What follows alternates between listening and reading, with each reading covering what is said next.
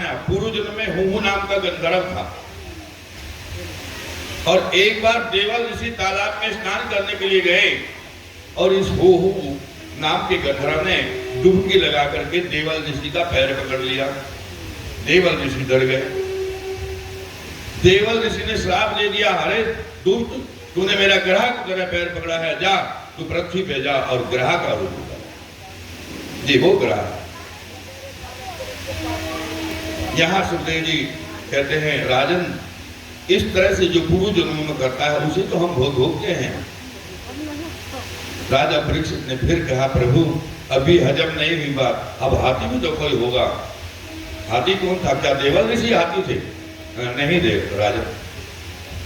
यह द्रविड़ प्रांत के पांड्य देश का राजा था। इंद्रधमुन नाम का एक यह राजा परम वैष्णव भगत था। मलयाचल पर तपस्या करता था। एक दिन अगस्त मुनि आए और रास्ते में दोनों की भेंट हुई। अगस्त मुनि को कंधा लगा दिया, देखा नहीं। आजकल की मैं बहनों को तो नहीं कहता हूं सत्संग है कि नहीं है, लेकिन मेरी जन्मभूमि भी गुर्जर समाज के गांव से ही है। अब हम गांव में रहते नहीं तो देखते नहीं। यदि हमारा कोई बड़ा व्यक्ति सामने से आ रहा है तो हमारी जो बहनें थी वो गांव की, अपने गुर्जर समाज की बात करो, तो वो पल्लू करके एक साइड नाली की साइड खड़ी हो जाती थी। अभी भी ऐसी परंपरा है या नहीं है मुझे पता, लेकिन इतना बड़ा पल्लू करके वो नाली की तरफ तो ठीक ऐसे हो जाती थी जब तक वो बड़ा निकल नहीं जाता। अब गांव देहात में हो सकता है ना निकलती, और निकलती होंगी तो हो सकता है होता है। तो यह द्रविड़ प्रांत के पांड्य देश का राजा था इंद्रधुम। राजा परम वैष्णव था, मलयाचल तपस्या करता था। एक दिन अगस्त के आने पर पूजा में लगा रहा, न उठा, न प्रणाम किया, न राम न रहीम, प्रणाम नहीं किया। अगस्त मुनि को ने क्रोध आया, श्राप दे दिया, तू हाथी की तरह बैठा बैठा जो मदमस्त बैठा है, तुझे ये ज्ञात नहीं है ऋषि आया है, ब्राह्मण आया है, कोई बड़ा जन आया है, इस बात में कोई प्रणाम इत्यादि का तुम्हें सभ्यता नहीं, जा तू हाथी हो जा। अब पूर्व जन्म में तपस्या की थी, उसी का फल था कि हाथी तो बन गया, लेकिन भगवान रक्षक बन करके आए। तो यदि हमारे पूर्व जन्मों के पुण्य कर्म उदय होते हैं तो यहाँ साथ मिलता है। एक बात बताएं, अच्छा यहाँ भाई लोग भी बैठे हैं, बहनें भी। हमारे राहुल गांधी जी हैं, तो प्रधानमंत्री नरेंद्र मोदी जी भी हैं। नरेंद्र मोदी जी को किसी ने देखा कि यज्ञ कर रहा है, कई पहाड़ों में तपस्या कर रहा है। राहुल गांधी को देखा किसी ने कि इसने गाय काटी हो, ब्राह्मण मारे, नहीं ना। जो राजा का बेटा, दादा राजा, परदादा राजा, राजा के खानदान में जन्मा राजा ही होगा, मेहनत करता है। जिब्बा के द्वारा कुछ ना कुछ गड़बड़ी हो जाती है, सब हंसते हैं।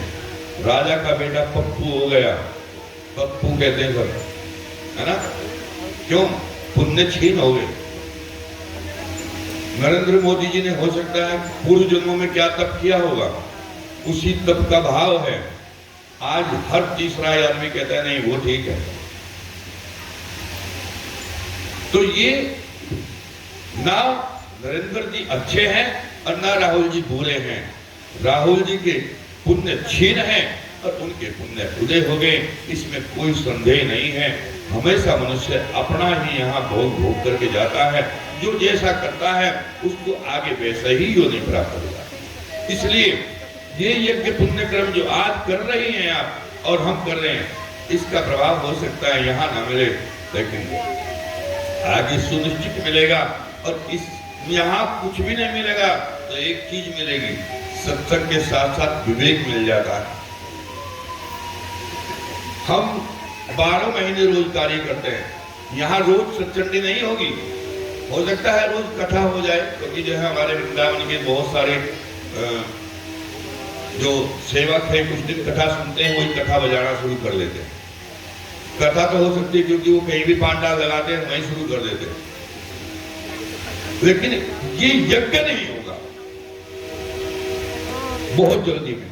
हो सकता है हमारे भाई बहनों के हृदय में वास कर जाए जगदम्बिका, क्योंकि प्रारंभिका माँ जगदम्बिका कहाँ वास कर जाए तो ठीक नहीं है। तब भी 1 साल 6 महीने 2 साल 5 साल लग सकते हैं। मेरे यजमान नहीं बोल रहे, हम नहीं बोल रहे हैं, आप नहीं बोल रही हैं, लेकिन क्या पता है माता प्रारंभिका जगदम्बिका कल हम पर अपनी कृपा बरसा दे, फिर जगदम्बिका विराजमान हो जाए। एक दिन क्या हुआ,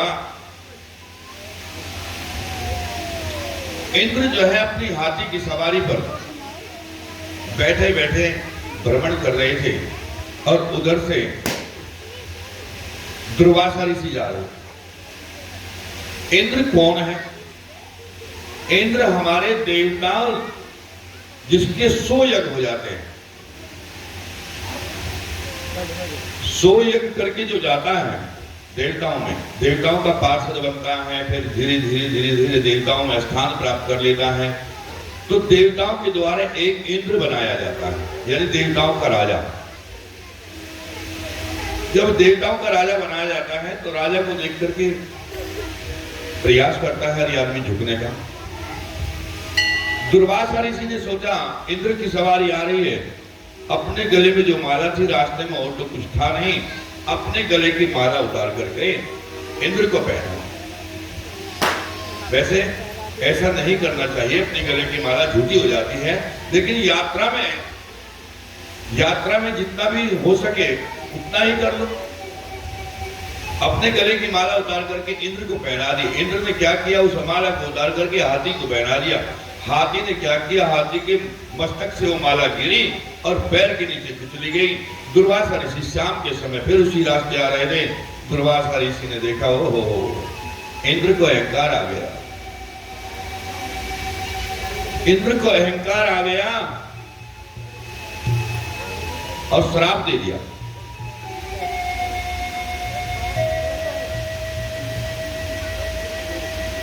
इंद्र को श्राप दे दिया, जा इंद्र, तूने मेरी माला का तिरस्कार किया है, तू श्रेयहीन हो जा। सब देवताओं को ज्ञान हुआ। जब राजा को ही दोष लग गया तो सारे देवता त्राही त्राही मचाने लगे। भगवान विष्णु के पास गए, हे भगवान, हम सब देवता दुखी हैं, हम पर दैत्य टूट के पड़ते हैं।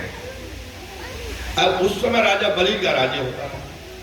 राजा बलि ने ऑर्डर दे दिया, जाओ देवताओं में आपस में लड़ाई हो गई है और तुम एक काम करो, स्वर्ग पर चढ़ाई कर दो। दैत्यों ने अपनी सेना लेकर के चढ़ाई शुरू कर दी। अब राजा कोई है नहीं, देवता भागने लगे। जब देवता भागने लगे तो क्या किया जाए, कहने लगे, भाई बार बार तुम पराजित हो जाते हो, दैत्य मजबूत है, तुम एक काम करो, समुद्र मंथन कर लो।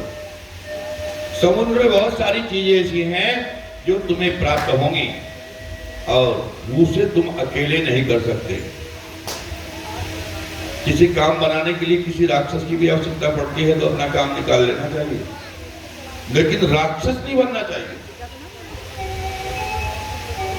राक्षस को भी अपना बना लो। तो देवताओं ने संधि करी, राजा बलि के पास गए, हे राजन, आप राजा हैं और हमारे संसार में हमें गृहस्थियों को बहुत सारी चीजें ऐसी चाहिए, समुद्र में बहुत सारी चीजें ऐसी हैं जो मंथन के समय मिलेगी, आधी आधी चीज बांट लेंगे, हम अकेले इस काम को नहीं कर पाएंगे। तो देवता दैत्य दोनों ने संधि कर और समुद्र मंथन करो।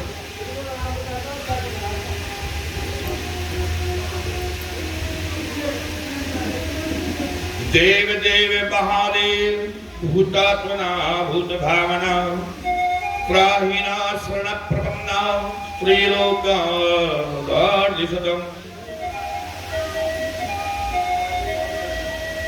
कहा कि समुद्र में मंथन होगा तो रई की आवश्यकता पड़ेगी, मंथन तो होगा तो रई कहां से आए? अब छोटी रई तो काम करेगी नहीं आपकी दूध वाली, बड़ी रई चाहिए। अब बड़ी रई कहां से लाए? तो मंद्राचल पर्वत है,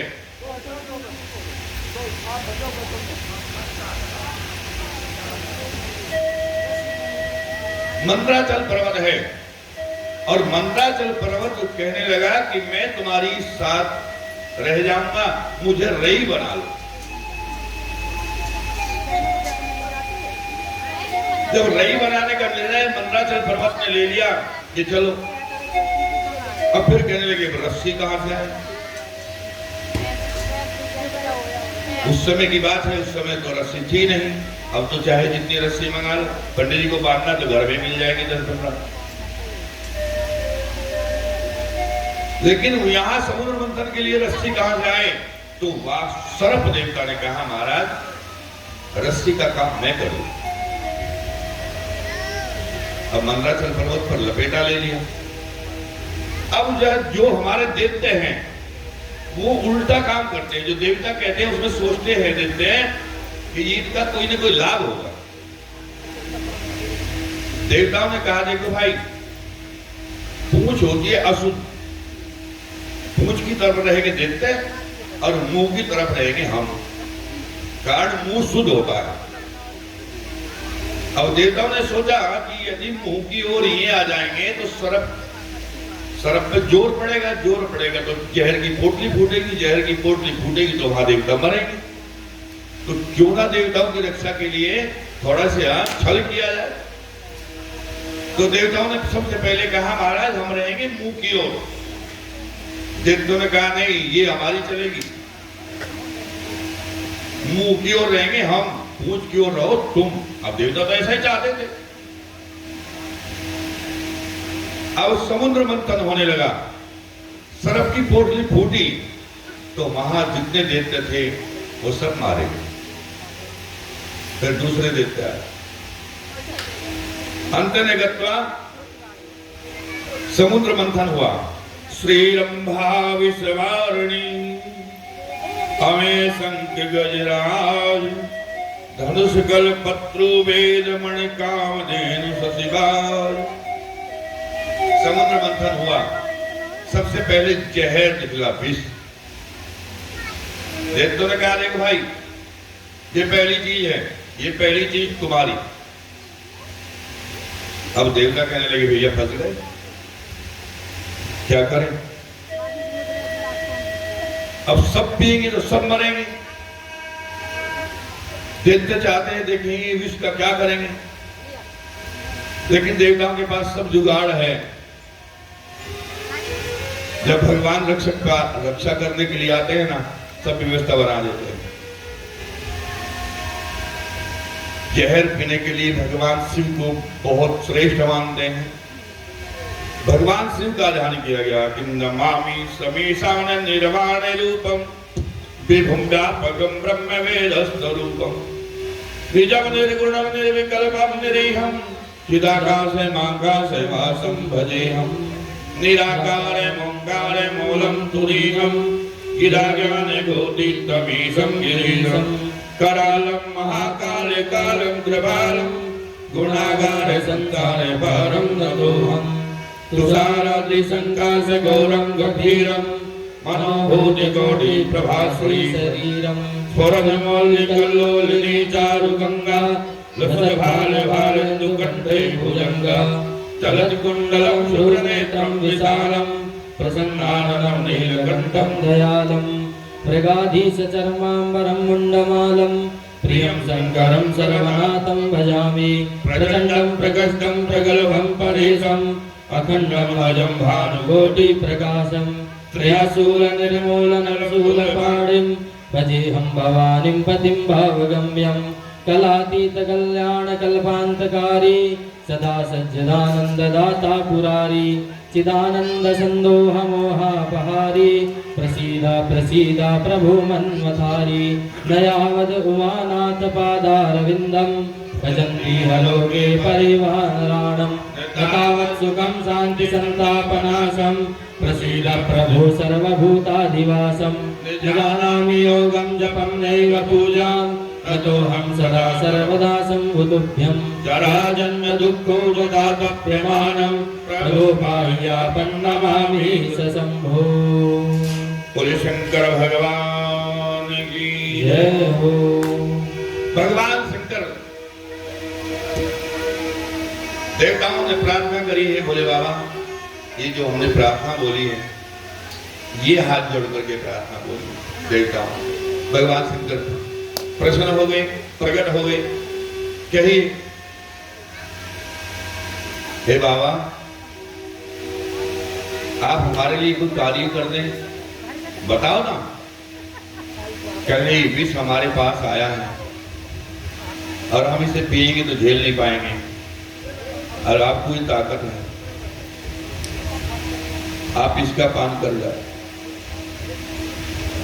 भोले बाबा ने वो विष पान लिया, लेकर के कंठ में रोक लिया, भगवान का नाम पड़ गया, बोला नीलकंठ महादेव भगवान की जय हो।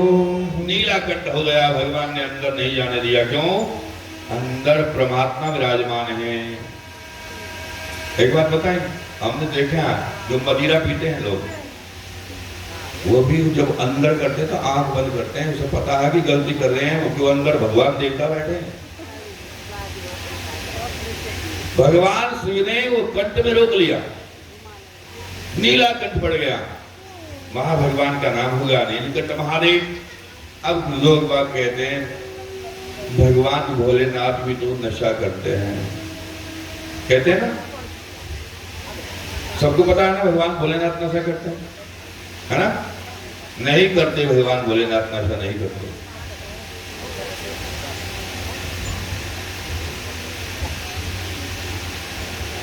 आप धतूरे का भोग, भांग, आप धतूरा एक जगह मिलाकर के यदि हम यूं चाट लें तो पीछे वो गिर जाएंगे, कदापि नहीं उठेंगे। भगवान को यहां जलन होती है, और वो भगवान की जलन ना हो तो हम अपनी पूजा में भगवान को अक्षा चढ़ाते हैं, भांग चढ़ाते हैं, बेलपत्र चढ़ाते हैं। ये सारी चीज जो है तामसिक हो जाने से भगवान का कंठ ठंडा होता है। जब भगवान का कंठ ठंडा हो तो भगवान प्रसन्न होते हैं।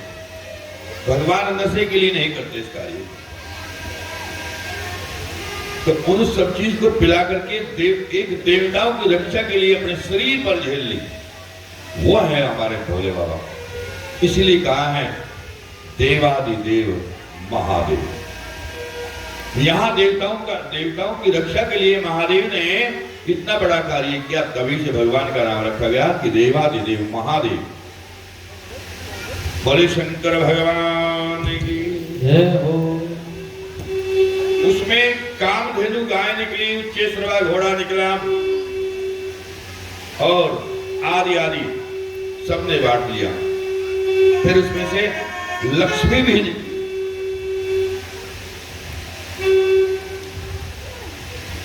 उन्होंने कहा कि देखो मैं अपना वर्ण शुभ चुनूंगी।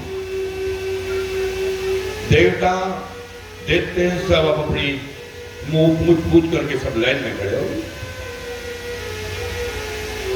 अब जब माता लक्ष्मी दुर्वासा के पास में गई तो सोचने लगी दुर्वासा ब्राह्मण है, तपस्वी है, लेकिन क्रोध है, इसलिए नहीं छोड़ दो। फिर चंद्रमा के पास में गई। चंद्रमा सुंदर तो है लेकिन मन चला है, छोड़ दिया। आदि आदि देवताओं के पास में गए, मां लक्ष्मी सब में किसी न कुछ कमी छोड़ती चली गई। अंतर्गता भगवान विष्णु बैठे थे, भगवान विष्णु के गले में वरमाला डाल। बोले लक्ष्मी नारायण भगवान की जय हो। अब उसके बाद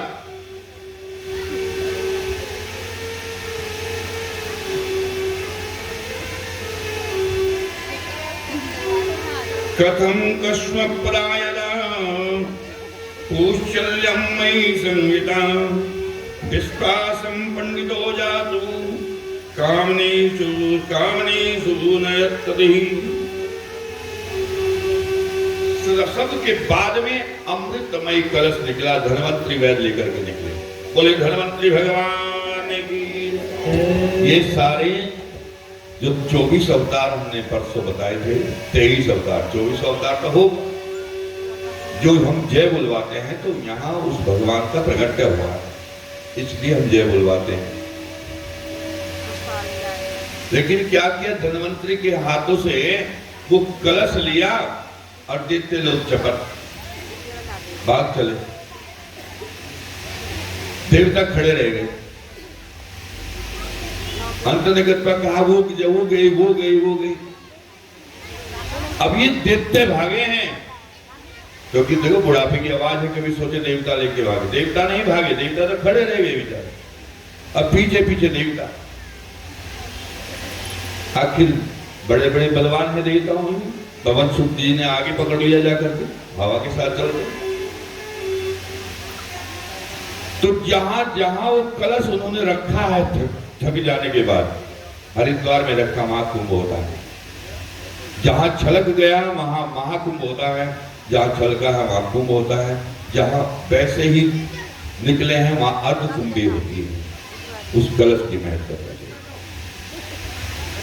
अंतर्गत में क्या किया भगवान ने, ऐसे काम नहीं चलेगा, बड़ा सुंदर स्वरूप बनाया। और बोलिए मोहिनी भगवान की। यहाँ मोहिनी के रूप में भी प्रकट हुआ है भगवान, मोहिनी का रूप बना लिया। और धीरे से मोहिनी रूप बना करके आकर्षण इतना सुंदर बनाया भगवती जगत जननी ने कि दैत्य ने बड़े आराम से दे दिया। लो देवी, अब भगवान ने हिलाया, कहने लगी क्या लड़ाई है, कि इसकी अमृत है और ये अमृत हम पीना चाहते हैं। तो दैत्य को पक्का किया मोहिनी ने, यदि मैं ये सारा अमृत इन्हें पिला दूं देवताओं को, तो तुम्हें को देवी जैसा आप करोगे वैसा ही हमें मंजूर है। चले देख लो, तुम तो मूर्ख हो। अनजाने की स्त्री या प्राय पुरुष पर वैसे ही विश्वास कर लेना, ये मूर्खता है। देखिए, हर व्यक्ति पर विश्वास करना मूर्खता है, ये कथा ये ज्ञान कराती है। लेकिन किसी पे भी विश्वास ना करना वो भी मूर्खता है। हर किसी पर व्यक्ति पर विश्वास कर लेना मूर्खता है, और किसी पर भी विश्वास न करना मूर्खता है। लेकिन बातों बातों में मोहिनी भगवान ने उनको ऐसा पक्का कर लिया, तो अपने आप कहने लगे देवी तुम चाहे सारा इनको पिला दो, चाहे सारा हमें पिला दो, हमें मंजूर है। चलेंगे देवता लोग अपनी चौकड़ी अलग बना लो, दैत्य लोग अपनी अलग बना लो। बैठ गए, कहने लगी सुनो, इसमें जो ऊपर ऊपर का माल है ना, पानी पानी सा, वो पानी पानी से तो मैं देवताओं को पिला दूं, और जो नीचे का गाढ़ा गाढ़ा माल है वो तुम्हारे लिए छोड़ दूं। हाँ देवी, जो आप करोगी वो हमें मंजूर है, तुम तो हमारे लिए तो उत्पन्न हुई होगी, मैं हाँ तुम्हारे लिए उत्पन्न हुई। अब भगवान ने जो है ऊपर तो उसमें अमृत ही था, लेकिन उसमें एक दैत्य है राहु नाम का। राहु नाम का दैत्य है, तो उसने वो भेष बदलना जानता है, वो जाकर के देवताओं का भेष बना करके देवताओं में जाकर के बैठ गया। जब देवताओं में जाके बैठ गया, तो देवताओं में कहां बैठा, सूर्य चंद्रमा के बीच बैठ गया। और मोहिनी भगवान जो है सबको अमृत पान करा रहे हैं। अब जब अमृत पान करा रहे थे, तो चंद्रमा के बाद राहु बैठा था, राहु ने भी योग पी लिया, और राहु के बाद सूर्य नारायण ने पी लिया। तो सूर्य चंद्रमा दोनों ने राहु को देखा, वो मुस्कुरा रहा है। तभी सूर्य भगवान ने कहा प्रभु हमारी बराबर में बहुत गड़बड़ है। अब जैसे भगवान ने ध्यान दिया, तो सुदर्शन चक्र से उसकी गर्दन उड़ा दी। भगवान गर्दन उड़ा दी, अमृत पान तो कर चुका था, एक राहु था, एक और ग्रह बढ़ गया केतु। और जब सुदर्शन चक्र से उसकी गर्दन काटी तो उसकी जो बारीक छींट थी उससे बन गया लहसुन, और जो बड़ी बड़ी जो खून की बूंद थी उससे बन गया प्याज। तो इसलिए हम लहसुन और प्याज को दूर रखते हैं क्योंकि तामसिक है। अब लोग कहें ना पंडित जी मेरे मुंह को तो फायदा बहुत देवे लहसुन, क्यों देवे वो फायदा? फायदा वो इसलिए देवे कि राहु ने अमृत पान कर लिया था और वो राहु के खून से बना है, तो अमृत का तो अंश उसमें है, इसलिए जो है वो किसी किसी का जो तामसिक शरीर होता है उसको फायदा देता है। अगर सात्विक लोग लेवे तो उन्हें वो नुकसान भी देता है। तो देवताओं ने रोक लिया, महाराज बस और मत काटना नहीं तो ये भी ग्रह में पूजेंगे, और नीचे का माल सब दैत्य को दे दिया।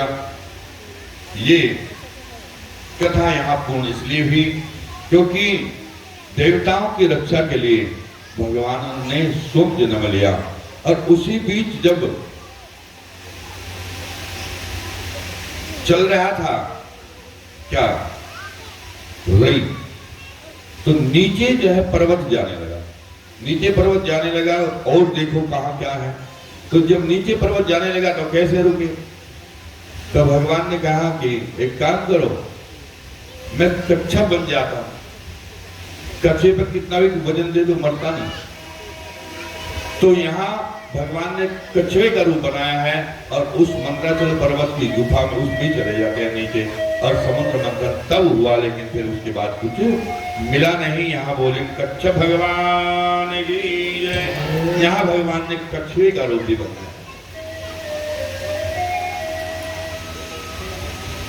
श्री कृष्ण गोविंद हरे मुरारी, हे नाथ नारायण वासुदेवा।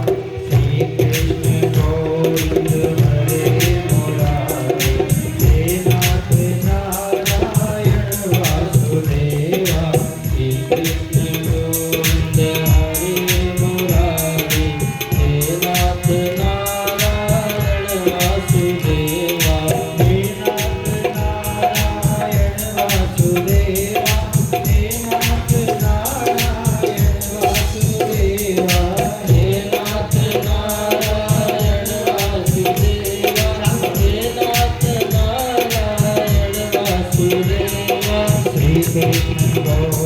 हरे मुरारी, हे नाथ नारायण वासुदेवा।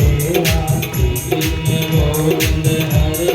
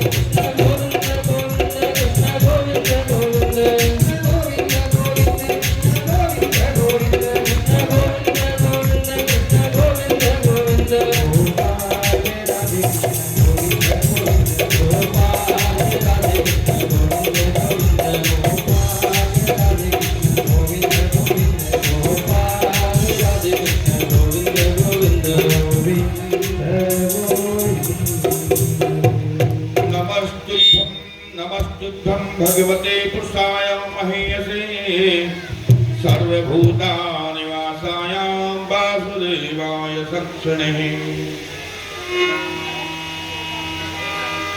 अब फिर क्या हुआ? इंद्र बनने के लिए राजा बलि 99 वाला यज्ञ कर रहा है। यदि हो गया तो 100 यज्ञ के बाद फिर सदैव जो है राजा बलि इंद्र बन जाएगा। यहां देवताओं की माता अदिति ने कहा हे कश्यप मुनि से, हे कश्यप मुनि, हे स्वामी, मेरी बहन देखिए, दिति अदिति दोनों बहन हैं। अदिति के बालक आप हैं और दिति के बालक दैत्य हैं। जाकर के कहा अपने पति से, हे स्वामी, मेरे पुत्रों पर बार बार अत्याचार होता है। समुद्र मंथन इत्यादि सब हो चुका है, लेकिन मेरे पुत्रों में बल कम है, दैत्य अधिक है और दैत्यों का राज्य चल रहा है, तो मेरे पुत्र का तो कोई ठिकाना नहीं। कश्यप मुनि ने कहा, देवी तुम एक व्रत करो, फाल्गुन महीने की कृष्ण पक्ष की प्रतिपदा से लेकर के त्रयोदशी तक वो व्रत होगा। उसमें प्रतिदिन खीर का आहार और खीर का हवन करो तो भगवान तुम्हारे यहाँ जन्म लेंगे। त्वं दिव्यादिवरोहेण रसयामष्टानवच्चिदः